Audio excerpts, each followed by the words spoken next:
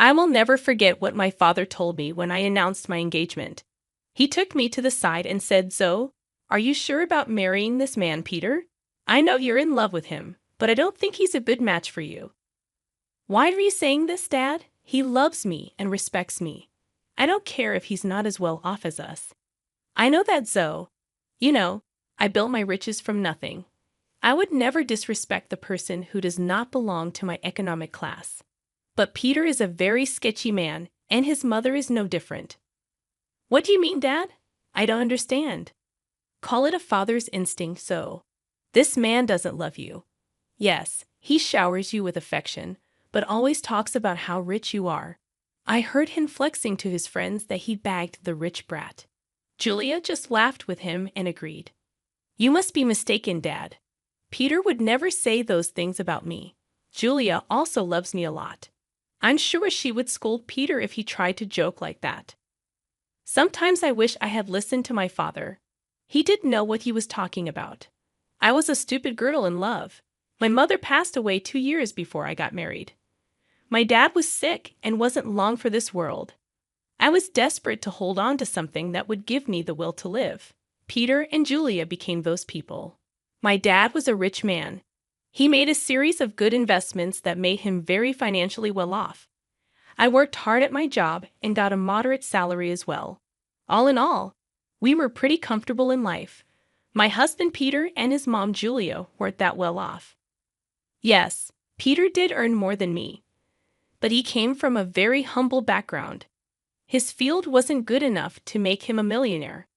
Peter did hold some resentment towards it. He and Julia liked sophisticated and expensive things. He often complained about not having enough money.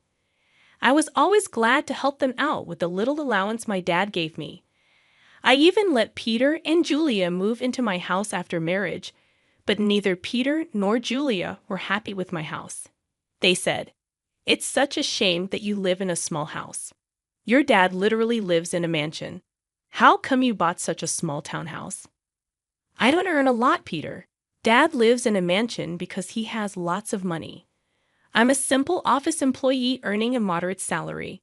This house was difficult for me to buy as well. Dad helped me out with the down payment." "Well, if he helped you out, he should have got you a better place. I'm sure your mom had left him something to give you when you became older." "I'm not entitled to anything, Julia. Whatever my mom left behind is my dad's now. She died suddenly, so there was no will. I don't mind if I don't get anything. I'm happy with the way things are." "That's a ridiculous thing to say, Zoe. I sure would have loved to inherit a lot of money. You know what? Your dad should trade houses with us. He lives alone, so he doesn't need the space anyway, right, Mom?" "Yeah, Peter's right, Zoe. You can ask." "Absolutely not. That house is my dad's, and he deserves to live comfortably as long as he is alive." "Well, he will be alive for long now that he's sick. We can wait and compromise for a few years and see what happens. Ultimately, everything will be yours after your dad dies. You will have plenty of money to buy a big house and more." The way Julia and Peter were already making plans to spend my inheritance was super disturbing. It also didn't help that they regularly asked me to ask my dad for more money. It's not like we were hurting for cash. Peter and Julia simply wanted the millionaire life, even if they weren't one. Honestly, I was getting tired of their behavior. However, the real drama happened after my father passed away. My dad's cancer took him away from me. Pretty soon, I was devastated but got little support from Peter or Julia. They were only concerned about the date of the will reading and didn't even help with the funeral. Hell, they refused to attend the funeral because my dad was no one to them. I was heartbroken and furious at that point. My dad's words kept coming back to me. I was getting suspicious of them and started to have doubts about their intentions. I was afraid that they were really after my inheritance money. They were not allowed to be in the reading of the will. Peter and Julia said, "Why the hell are we not allowed to read the will? This is ridiculous. Lawrence was my own father-in-law." "Yes, this is ridiculous. We are family and should be present for this event. We have the right to know what Lawrence left in the will. At least my son should be allowed to be there." Your son is not in the will, Julia, so he cannot read the will. Why are you two so obsessed with inheritance? You didn't even come to the funeral. It was funny how my dad was suddenly family when it came to getting an inheritance. I was pretty annoyed at Julia and Peter. What was worse was that they started to hound me as soon as I got back from reading the will. They were not allowed to see the will. I had a hard time dealing with the grief of losing my father, but I got no words of support or sympathy from them. They simply wanted to know about my inheritance. Julia asked me, "So we have been wondering about something for a while now. How much inheritance did you receive from your parents? You must have got a lot of money. How much money did you get?" My parents unfortunately didn't leave me any money in my inheritance, so I received 0. What? You didn't get any money? But your parents were rich. They should have left you something. I don't believe that you didn't get any money. I'm sure you are lying to us all. There is no way your parents didn't leave you a single penny. No, Peter. There was no money in my inheritance. The will didn't even mention me getting any kind of money. You can check my bank balance in a few days and find out. But what about their riches? Who will get those? You are their only child. I don't know about that, Julia. The lawyer just told me that I didn't get any money. It's fine by me. It was my parents' money, and it's up to them who they would give it to. That is ridiculous. You need to fight for the money. It should be yours. There is no money, Peter. They didn't have much money in the end. Whatever was left was given to charity. They have been planning this for a while now. Julia and Peter looked very pissed by what I said. I had no idea why they were being this weird about my inheritance. I almost told them the full details, but something stopped me from doing it. There was this creeping doubt in my mind that my husband and mother-in-law were up to something. I waited for them to digest the news. When Julia and Peter kept pressuring me for more information, I put my foot down. I told them firmly that I didn't get any money and even offered to show them my account in a few days. Well, a month passed, and nothing showed up. In the meantime, Peter grew very restless and stopped being affectionate with me. He was always checking my account and constantly hounding me for information on my inheritance. I was starting to see where this was going. Finally, one day, I decided to put an end to it. I showed them my bank statements and said, "See, I told you that I didn't receive anything. I'm not hiding any secret inheritance money from you. Do you believe me now?" Wow, our years of hard work just went down the drain then. So his parents weren't rich, and she didn't even get $100 in the will. This is ridiculous. I can't believe this. I can't believe this either, Mom. I stayed in this marriage for nothing. I married Zoe for nothing. It was all a waste of time. What the hell does that mean, Peter? Why are you talking like this? Why do you think he's saying these things, Zoe? Who the hell would marry you without thinking about the money? My son simply married you so that we can bank on your inheritance. Now I see that you didn't even get a penny. I can't believe I wasted 5 freaking years on a useless girl like her. I could have done so much better. I was stunned to hear them speak that way about me. I could finally tell that Peter married me for money. My parents were right about him and his mom. They were freaking gold diggers. I was so freaking done with my husband and mother-in-law. I was breaking inside, but what they said next turned me into stone. Julia looked at Peter solemnly and said, "What is done, Peter. But now it's time for you to divorce Zoe. There is no reason why you should stay with her anymore. You will have time to find a new rich wife. This time, we will make sure she actually has some money to her name." Are you freaking kidding me, Julia? You are asking Peter to divorce me over money. Peter, are you going to listen to her? Of course, I would listen to her, Zoe. I married you so that I and my mom could have a comfortable life. We grew up poor, and I didn't even go to college. I had no way of earning a lot of money. So, you pretended to love me and then tricked me into marrying you. You thought that my parents would give me lots of money that I would readily share with you. Yes, that's what I thought. It was the only way I could give my mom the life she wanted. But now I see that my efforts were in vain. Mom's right. I need to divorce you and keep looking." I was stunned by what Peter said. He said those things so nonchalantly that I started to question my own sanity. Julia and Peter went on to express their frustration at my marriage and myself. I didn't hear a word after a while. I was too busy coming to terms with what they just threw at me. Their total lack of reaction and Peter's sudden shift in behavior were both depressing and angering to me. After a point, I was so mad that I wanted to scream and throw things. However, I didn't do any of that. I calmly said, "Okay then, Peter. If a divorce is what you want, you will get it. I was never the one to say no to your demands. I might as well give in to your demand now as a last favor. So, you will agree to a mutual divorce. It'll save us both a lot of money. By the looks of it, you don't have much to go on anyway. Don't think of this as an opportunity to get alimony from my son. We will fight you tooth and nail before you give up that dream. You better preserve your lawyer fees and agree to a mutual divorce. It'll be best for you." You're right. I don't have a lot of money right now, so I decided something. I will agree to a mutual divorce, but you have to sign a clause saying that we won't share any of our assets with each other. That's not a problem at all. You don't have much, and neither do I at the moment. If you can forego alimony, I'll agree to sign a divorce and won't claim anything from you. Me and Peter discussed the details of the divorce and made sure we were on the same page. I could see that Julia and Peter were both happy about me not making a fuss out of the divorce.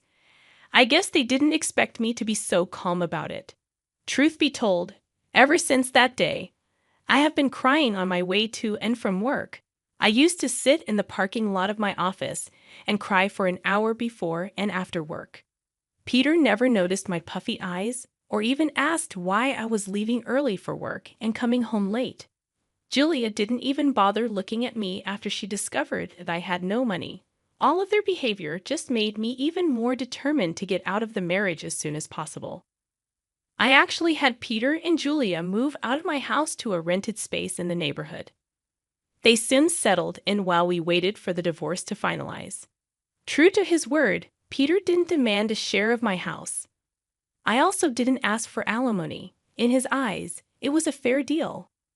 Well, he had no idea just how far I made things out to be. He came to know about it on the day our divorce was finalized. I went over to his new rented space to drop off my wedding and engagement ring. So, I just wanted to return these to you since the marriage only brought bad times in my life. I don't want to have any memory of it. Are you sure you want to return it? I mean, you might need the money after all. It's so funny, you know so. You must have laughed at our poverty before. Look where you are now. My son is being generous and giving you the rings. You might need to sell them when your stupid job doesn't pay enough. We want Mr. Rings. They're cheap ones anyway. What would I need to sell the rings for, money, Julia? You don't have to be embarrassed. So we already know how your parents didn't leave you anything. I guess they lost everything due to poor financial decisions, leaving their daughter destitute. At that point, I laughed very loudly in her face. Julia looked confused, and so did Peter. I could tell that Peter was somewhat annoyed by his mother's behavior, and he was also surprised at my laughter. Julia said, "Why the hell are you laughing, Zoe? Did I say something funny?" "It's freaking funny how you think I'm destitute, Julia. It's also funny that you think my parents lost all their fortune." "Well, of course, you're destitute. Your parents didn't even leave you a penny. They surely messed up and ruined your life by not leaving you an inheritance." "I never said that I didn't get an inheritance, Julia. I simply told you that I didn't get any money. My parents did, in fact, leave me plenty of inheritance." "What the hell does that mean? You have an inheritance." I'm so confused. "My parents could see you and Julia for the little gold diggers you two are. So they made a secret clause in their will. It said that I would receive no monetary inheritance. Instead, I was given this entire neighborhood as my inheritance." "What? You own this neighborhood now. How is that possible?" "We would have known about your inheritance if this was true. We even signed the lease with an estate manager who didn't tell us the name of the owner. My parents wanted me to wait for a year before I got my inheritance. They wanted me to test you too and see if you are really with me for money or love. Well, of course, you failed the test, and now you won't get anything from me. Also, the estate manager was appointed by my parents to take care of the property before I inherited it. They were smart people, you know. That is impossible. I don't believe a word you're saying. You're just embarrassed because you don't have money anymore. Oh, really, Peter? Is that what you and your mother have concluded from this? Well, why don't you call your landlord and find out from him? Don't worry, we would do that. Then everyone will see just what a big liar you are. Julia and Peter called their landlord and asked about what I said. Since their landlord was the estate manager, he told them everything. Julia and Peter were stunned. They looked really panicked. After cutting the call, they said, "You lied to us. You tricked us into thinking that you don't have anything, but you own the entire housing society now. How dare you trick us so? You wanted all your riches to yourself, so you tricked Peter into divorcing you and made him sign papers that he wouldn't claim anything from you." I laughed at their audacity to turn this one on me. It was finally dawning on them that they had messed up royally, and now it was time for some sweet karma. I said, "It's funny you accused me of tricking you too, Peter. You tricked me into marrying you by telling me that you love me. Julia, you helped your son in this plan, and you were the one to tell him to divorce me. If anyone here was being a scammer, it was you two. As for my inheritance, you asked me how much money I got, and I answered truthfully. This was all a misunderstanding. So, what happened is in the past. Why don't we just try again in the new light? We did spend 4 years together. It would be a shame to throw it away. So now you want me back in your life. Funny how you were desperate to start afresh with a new girl. I hear that you are already seeing someone rich. Don't worry, I'll inform her about what a snake you are." Peter and Julia started to beg me not to mess up this new relationship. Peter told me that since I wasn't ready to give him another chance, I shouldn't mess up his future. I told him to freak off. Also, I informed them that I will kick them out once the property is transferred to my name. They panicked at that and started to beg me even more. In the weeks that followed, Julia and Peter showed up at my house to beg me to forgive them. Peter and Julia already have an eviction on their record, so it is unlikely anyone would give them rent. The only reason they were staying on my property was that I asked the estate manager to allow it. I also called Peter's new victim and told her everything. She was horrified by what Peter and Julia did and broke up with him instantly. She even showed me the texts. After this fiasco, Peter and Julia beat down my daughter, called me names. I promptly called the police and had them off my property. After I got my inheritance in my name, I kicked them out very swiftly. They didn't expect me to go through with the threat. They did show up on my property again, and the police were called. The cops gave them a stern warning, and I filed for a restraining order. Turns out the entire town knew about what happened. They were essentially disowned by friends and had to leave the city to start afresh. Meanwhile, I'm enjoying my new wealth and am finally free from gold-digging leeches.